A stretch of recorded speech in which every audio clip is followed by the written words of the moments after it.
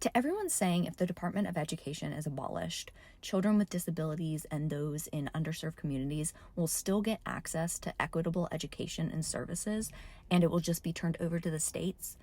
Do you understand in part why the Department of Education was created?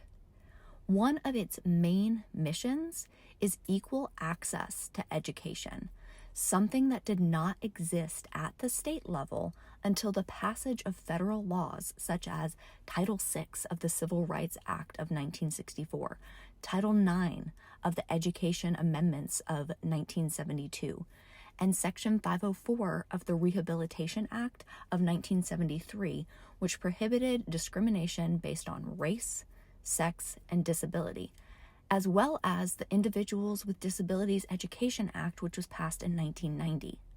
Without federal oversight, particularly if any of these laws that I just mentioned are abolished along with the Department of Education, there is no guarantee that students with disabilities, students from low-income areas, students of various backgrounds that require different needs from the standard education will receive those services.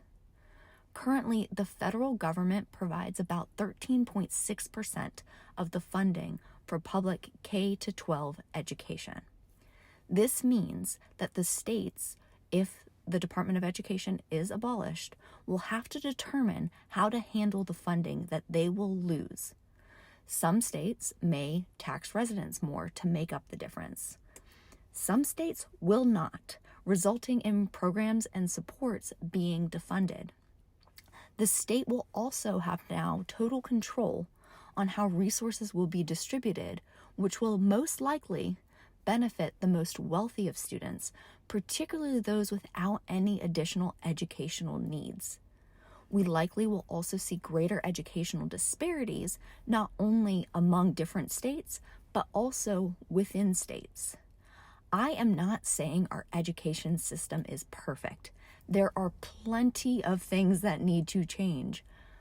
But the Department of Education was developed for a reason, and abolishing it is likely just going to further harm already marginalized students.